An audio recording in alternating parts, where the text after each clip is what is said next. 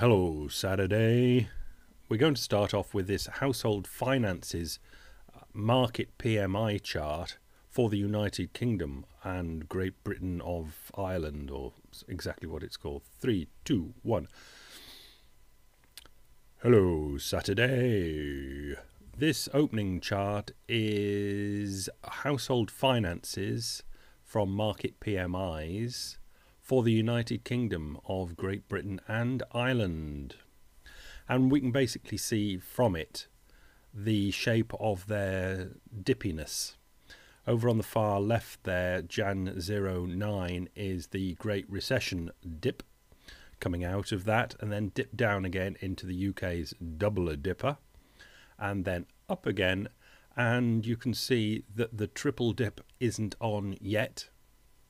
It seems to be turning over and going down, but the triple dipper doesn't look like it's going to be in this quarter, or probably not even the next quarter. Well, it'll be touch and go the next quarter. And from this PMI we get the writing that goes with it for the United Kingdom. People in the oldest age category are by far the most pessimistic about their financial outlook. And then in the next paragraph we get by job sector, only those working in manufacturing are positive on balance about their financial prospects for the year ahead. People employed in the construction sector are the most downbeat. Public sector staff are more pessimistic than those in the private sector. That's quite surprising, isn't it? Public sector staff are more pessimistic than those in the private sector. But only those working in manufacturing are positive on balance. Next PMI is different. It's for the Eurozone and it's about retail. And we can see the shape of their dippiness. Again, 2008-9 is the Great Recession dip, going up and out of that recession. And then in again for the Eurozone. It is in recession, and from this chart will be staying in recession until things on this chart improve. And we must think about the people in the UK who are manufacturing things. A lot of the manufacturing goes for sale in the Eurozone land and ultimately has to be sold. So I'm not sure that the UK manufacturing people should be quite so optimistic. Obviously there's not direct correlation between UK manufacturing and Eurozone retail, but I'm just making a vague point. Go across the Atlantic to the United States of America, and this article, the final draft on Fed Treasury overdrafts. This is from Moneyness, the website that I advised you to go and have a look at a couple of weeks ago, and this is quite interesting. There is an idea floating around the interwebs that the US Treasury can finance itself indefinitely by borrowing directly from the Federal Reserve. All the president need do, goes the story, is to order the Fed to credit the Treasury's account with fresh money, and voila! The Treasury can spend willy-nilly. This is called the Treasury's overdraft facility. In actuality, the above operations are impossible since the Treasury is legally prevented from borrowing directly from the Fed. The result is that the Treasury can only spend by ensuring that it has already obtained funding through the collection of taxes or the issuance of securities in the open market. The overdraft facility is a myth. So let's have a look at in the middle of this article, a chart showing the myth in action. Below is a handy chart I've pinched from the GAO report, which illustrates the use of overdraft facility over time. And you can see the grey areas are wars where they've used the overdraft facility, the World War II, Korean War and the Vietnam War, and a couple of occasions that weren't war occasions where it was used. So, the bottom of this article, to make sense of it all, Section 14B of the Modern Federal Reserve Act, amended 1981, includes a strict open market provision that limits Fed purchases to any bonds, notes, or other obligations which are direct obligations of the United States or which are blah blah blah blah blah. The change is indicative of the broader trend to independent central banking. In a 1978 subcommittee meeting on the Fed's draw authority, Congressman George Hansen expressed this sentiment quite well.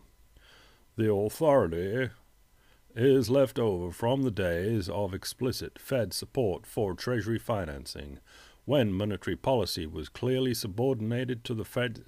Basically, the Fed was more under government control, and they didn't like that idea, so they stopped it, gave the Fed independence, but and that's where we are today. The Treasury can't finance itself directly via the Fed. Yes, there may be indirect routes, but that's another post. Anyone who operates under the assumption that direct route exists are assuming a monetary structure that became extinct in 1981. And if you look at the chart, which was B in this presentation, 3B, you can see that after the Vietnam War there were two other overdraft facility uses, and they were in 1977 and 1979. It has been illegal since 1981. Move over to New York, and the New York Times. Krugman again yesterday used this chart, number 4, which is the ratio, labour, what labour gets out of profits, labour ratio of profit getting. And it's going down and down and down, and has done since 1980, with a little hit up at in the internet boom time, where everybody was getting lots of money because there was lots of money to be had. But basically the great trend is down and downwards. From the article, okay, maybe that was too quick, what he'd said about it to start with, the relationship between the chart and Social Security. Let me take it more slowly. A substantial part of our social insurance system, Social Security, and the hospital insurance portion of Medicare is funded through dedicated payroll taxes. If payrolls lag behind overall national income, and that's what we've got, the chart, workers basically aren't getting their fair share of productivity. This will tend to leave those programs underfunded given the way the laws are currently written. But America as a whole won't have gotten poorer. I don't like this bit at all. I suspect it's another of these, Krugman is talking in words here but seeing it in mathematics. Basically what I think he's trying to say here is the share of money out there, profits made by making stuff and selling stuff, is still 100%. But the workers' percentage is going down and down, and the other percentage, which is you could call the owner's percentage or the returns to capital percentage, is going up and up. So what Krugman is saying is the actual number isn't going down at all. The 100% is still 100%. But I'm thinking, yeah, that will always be 100%, even if your economy is making one bottle of water and selling it to somebody in a year. That's still 100% of one sale. But is the actual pie increasing in moneyness, in spread aboutability-ness?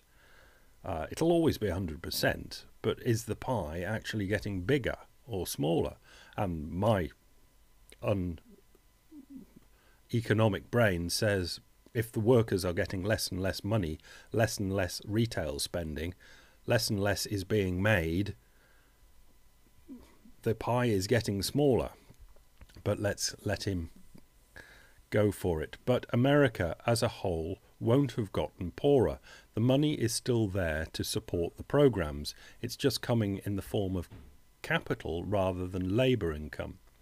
There would be no problem, at least in economic terms, in continuing the programs by adding revenue from general taxation, maybe even from dedicated taxes on capital income. Tax capital more. But I'm not sure it works, but he does. And towards the end of the article, actually, something like that is already happening, although it's mostly coming from rising inequality of earned income. Remember back in the 1980s, the Greenspan Commission supposedly fixed Social Security's finances for 75 years. That is until 2060. Why then do most projections now show the trust fund running out well before then? Not because life expectancy is rising, that was already built into the projections. No, the big reason is rising inequality, which has led to a growing share of income coming above the payroll tax cap, so that Social Security revenue lags behind overall compensation. And yet the conventional wisdom is that we should respond to a financing issue caused by rising inequality by slashing benefits, further increasing inequality. Do you get that? It's well, I don't know why they write it like that, but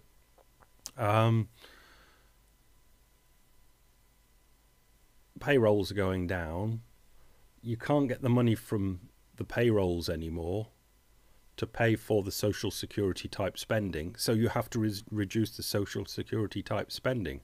What he's saying obviously is, well, the money is still out there, it's just going to capital, so go and get it from capital and spend it on Social Security. But of course, then we bump into the power problem up in, on this occasion, Washington, and that's not acceptable.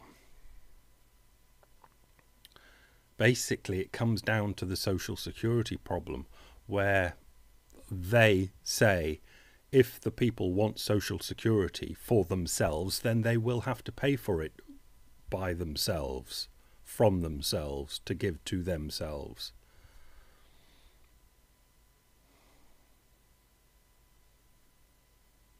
It's going to be quite a battle. Bye.